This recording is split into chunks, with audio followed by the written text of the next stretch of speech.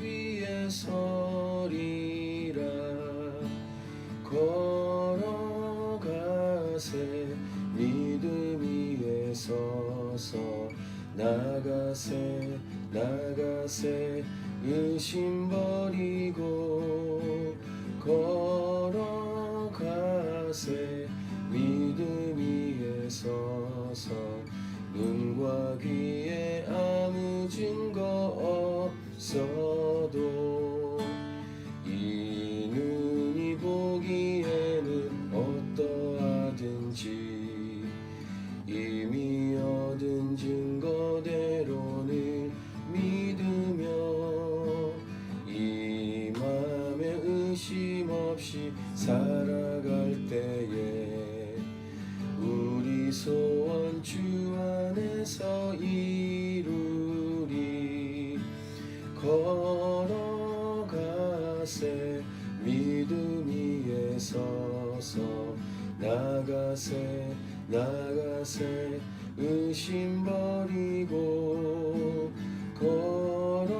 걸어가세 믿음 위에 서서 눈과 귀에 아무 증거 없어도 주님의 거룩함을 두고 맹세한 주 하나님 아버지는 참 미쁘다. 그 귀한 모든 약속 믿는 자에게 능치 못할 무슨 일이 있을까. 걸어가세 믿음 위에 서서 나가세 나가세 의심 버리고 걸어가세 믿음 위에 서서 눈과 귀에 아무 증거 없어도.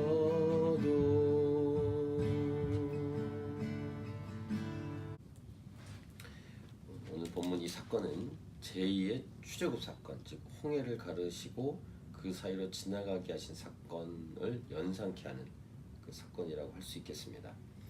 그래서 요단강을 가르시고 요단강을 멈추게 하시고 그 사이를 지나 건너가게 하시는, 그래서 이 사건은 여호수아에게 리더십, 여호수아의 리더십의 권위를 부여하시고 또 홍해가 갈라진 사건을 직접 경험하지 못한 다음 세대에게 그 귀로만 들어왔던 그 사건을 눈으로 직접 보게 하시는, 그래서 다음 세대, 즉 지금 현재 이스라엘 백성에게 하나님을 향한 믿음을 세워주시는 그 사건이라고 할 수 있겠습니다.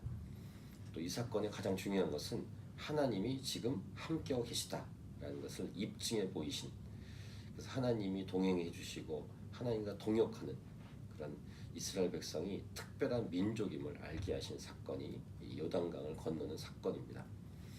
그래서 우리 캠버를 하나님이 찾으신 교회로서도 이 사건을 의미를 부여한다면 YM에 입성하기 전에 믿음으로 발걸음을 내디딜 것, 믿음으로 발걸음을 내딛는 그런 것을 말씀하시는 사건, 그런 내용 말씀이라고 할 수 있겠습니다. 1절부터 6절 하나님께서 이 요단강을 건널 것을 명령하시는데 1절 보시면 또 여호수아가 아침에 일찍 일어나서, 이렇게 아침에 일찍 일어난다는 이 구약의 표현들은 믿음으로 행동할 것에 대한 이 표현이라고 할 수 있고요. 그다음 하나님의 이 명령은 사울 후에 관리들이 진중으로 다니며 명령을 전하는데 3절 백성에게 명령하여 이르되 너희는 레위 사람 제사장들이 너희 하나님 여호와의 언약궤 매는 것을 보거든 너희가 있는 것을 떠나 그 뒤를 따르라, 이런 명령을 줍니다. 그리고 4절 보시면 거리를 이제 두라는데 2000 규빗쯤 거리를 둬라, 한 900m 정도 굉장히 먼 거리를 두라고 명령을 하십니다. 그리고 삶으로의 준비, 몸의 준비를 명령하는데 5절 보시면 너희 자신을 성결하게 하라. 그래서 제사장들이 언약궤를 메고 갈 때 그걸 보고 따라오라라는 내용이 1절부터 6절까지 내용인데, 여기서 중요한 내용은 이 언약궤를 메고 간다라는 것에 대한 의미인데요. 첫 번째, 하나님께서 함께 하시고 또 하나님께서 앞장서신다, 이런 의미입니다. 그러니까 이스라엘 백성만이 아니라, 너희는 홀로가 아니라 하나님께서 함께 하고 계시다. 이것은 저와 여러분에게도 마찬가지입니다. 우리의 인생 홀로 서기가 아니라 하나님과 함께 일어서기라고 말할 수 있습니다. 좀 더 다른 표현을 쓴다면 인생이란 하나님과 함께 행진하기라고도 할 수 있겠습니다. 하나님께서 먼저 앞장서시고 또 하나님께서 함께 동행해 주시는, 그래서 인생을 살아갈 때 두려워할 것이 없고 염려할 것이 없다라는 메시지를 우리에게 줍니다. 두 번째 메시지는, 그렇기 때문에 우리에게는 믿음이 필요합니다. 자신이 홀로가 아니고 하나님이 함께하고 있구나라는 믿음이 우리에게 필요합니다. 하나님은 우리와 함께 하십니다. 또 하나님께서 앞장서십니다. 또 하나님께 동행해 주십니다. 이런 믿음이 우리에게 필요합니다. 이 언약궤는 하나님의 임재의 상징이죠. 그러니까 구약 당시에 언약궤가 있다는 것은 거기 하나님이 함께하고 있다는 것입니다. 레위인들로 하여금 언약궤를 메고 앞장서도록 명령하시는 것은 하나님이 지금 함께 걸어가고 있다, 이것을 주시는 메시지입니다. 그래서 언약궤가 이동하는 것을 볼 때 따르라라고 명령하고 있고, 단 하나님 거룩하시기 때문에 거리는 돌아 2000규빗. 이것 이렇게 거리를 두는 명령조차 오늘날, 즉 예수님을 믿는 우리들에게는 이것이 다 없어졌죠. 예수님의 십자가 사건으로 말미암아 얼마든지 하나님께 가까이 할 수 있습니다. 2000규빗 정도의 거리를 뛸 필요도 없는, 근데 구약 때는 이 거리를 두어야 했습니다. 그렇지 않으면 죽죠. 또 거리를 두는 것 말고도 스스로 성결하도록 했습니다. 시체를 만지지 말거나 가증한 동물이나 물건을 만지지 말거나 또 부부관계를 하지 말거나 이런 등등으로 준비를 해야 했었습니다. 7절과 8절을 또 보시면, 우리 7절을 같이 읽겠습니다. 여호와께서 여호수아에게 이르시되 내가 오늘부터 시작하여 너를 온 이스라엘의 목전에서 크게 하여 내가 모세와 함께 있었던 것 같이 너와 함께 있는 것을 그들이 알게 하리라 하면서 이제 명령을 하시죠. 너는 언약궤를 맨 제사장들에게 명령하여 이르기를 너희가 요단 물가에 이르거든 요단에 들어서라 하라. 앞에서 말씀드린 것처럼 요단을 건너는 사건은 그냥 단순한 기적의 사건이 아니라 여호수아의 리더십에 권위를 부여하시는 사건이었다라는 사실을 다시 7절 통해서 확인할 수 있고요. 9절부터 이제 12절, 하나님의 말씀을 명령을 받은 여호수아가 다시 이스라엘 백성에게 가나안 땅, 즉 약속의 땅에 들어가는 것에 대한 의미 부여를 다시 합니다. 특별히 10절 같은 경우에는 7족속을 이렇게 리스트를 쭉 얘기하면서 이 족속을 다 쫓아내고 하나님께서 함께 하시면서 하나님께서 이 족속들을 다 쫓아내실 것이다, 이런 내용을 얘기합니다. 그리고 11, 12절 보시면 12절에 특별히 각 지파에서 한 사람씩 12명을 택해라 라는 내용은 내일 볼 4장 본문에 이 내용이 나오는데, 요단강 물이 멈춘 다음에 거기에서 지파마다 돌을 하나씩 가져오게 합니다.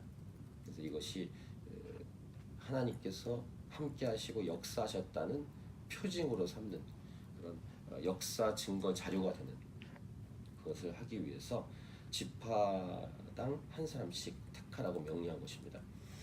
자, 그리고 이제 중요한 사건이 나오는데 13절부터 마지막 17절까지 보시면, 13절 온 땅의 주 여호와의 궤를 맨 제사장들의 발바닥이 요단 물을 밟고 멈추면 요단 물 곧 위에서부터 흘러내리던 물이 끊어지고 한 곳에 쌓여 서리라, 이렇게 말씀하십니다. 13절의 이 앞부분 내용이 중요합니다. 온 땅의 주 여호와의 궤를 맨 제사장들의 발바닥이 요단 물을 밟고 멈추면, 그 다음 요단 물 곧 위에서부터 흘러내리던 물이 끊어지고 한 곳에 쌓여 서리라. 이게 왜 중요하냐면 홍해물 건너는 사건하고 약간 차이가 있는 것은 뭐냐면은 홍해물에 먼저 들어간 다음에 홍해물이 갈라진 게 아니라 홍해물은 모세를 통해서 하나님이 밤새 동을 불어서 그 홍해물을 갈라 놓으신 다음에 들어갔는데 요단강을 건널 때는 요단물이 여전히 흐르고 있을 때 먼저 제사장들의 발이 들어가야 됩니다. 그리고 물이 멈추는 순서가 약간 다르기 때문에 중요합니다. 여기 이제 믿음의 사건과 연결시킬 수 있는 내용이라고 할 수 있겠습니다. 또 15절을 보시면 그때 그 계절 시기가 요단이 곡식 거두는 시기에는 항상 언덕에 넘치더라. 그러니까 그 요단 강물이 그렇게 큰 강물이 아닙니다. 저도 거기서 직접 몇 번 가보고 거기에 세례도 많이 주고 하는데 지금도 가뭄 때는 굉장히 물이 없습니다. 그래서 어떤 구간에는 잘 건너뛰기를 잘하는 사람이 있다면 건너뛸 수 있을 정도로 물이 좁은 그런 곳인데 지금 이 시기는 물이 넘치는 시기입니다. 물이 넘치는 시기이기 때문에 굉장히 넓을 수 있습니다. 그런 시기에 건너라는 것이죠. 그러니까 요단강의 수위가 계절마다 다른데 지금 시기는 요단물이 넘칠 정도로 많을 때다 이 말입니다. 깊고 많을 때. 이 그 요단물이 다 멈춘 다음에 발을 내딛는 것이 아니라 요단물이 여전히 넘치고 있고 양이 많을 때 먼저 제사장들의 발이 들어가야 되는. 세 번째 메시지는 뭐냐면 상황이나 환경을 보고 그 다음에 움직이는 것이 아니라 상황이나 환경은 여전히 그렇지만 믿음으로 발걸음을 먼저 내딛는 것에 대한 명령입니다.